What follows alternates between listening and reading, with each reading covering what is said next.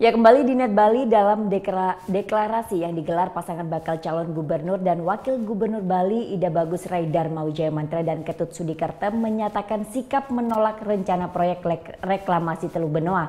Sikap ini tertuang dalam fakta integritas yang disetujui oleh partai pengusung. Sebelum mendaftar ke kantor KPU, pasangan bakal calon gubernur dan wakil gubernur Bali, Ida Bagus Rai Dharma Wijaya Mantra dan Ketut Sudikerta menggelar deklarasi di lapangan Puputan Renon. Dalam deklarasi yang dihadiri ribuan kader dan simpatisan, sejumlah poin fakta integritas dibacakan. Salah satunya adalah menolak dengan tegas proyek reklamasi Teluk Benoa. Rencana proyek ini dianggap tidak sejalan dengan visi dan misi pasangan bakal calon yang lebih mengedepankan pembangunan budaya. Sikap tolak reklamasi ini pun mendapat dukungan dari partai pengusung yang tergabung dalam Koalisi Rakyat Bali atau KRB.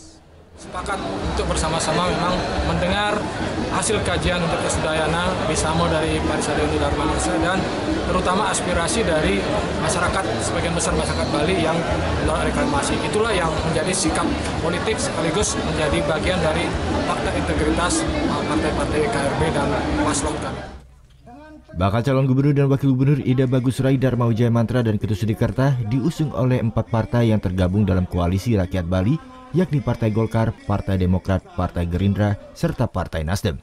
Selain itu, mereka juga didukung oleh 3 partai lainnya, yakni Partai Bulan Bintang, Partai Keadilan Sejahtera, dan Partai Perindo. Tim Liputan melaporkan untuk NET.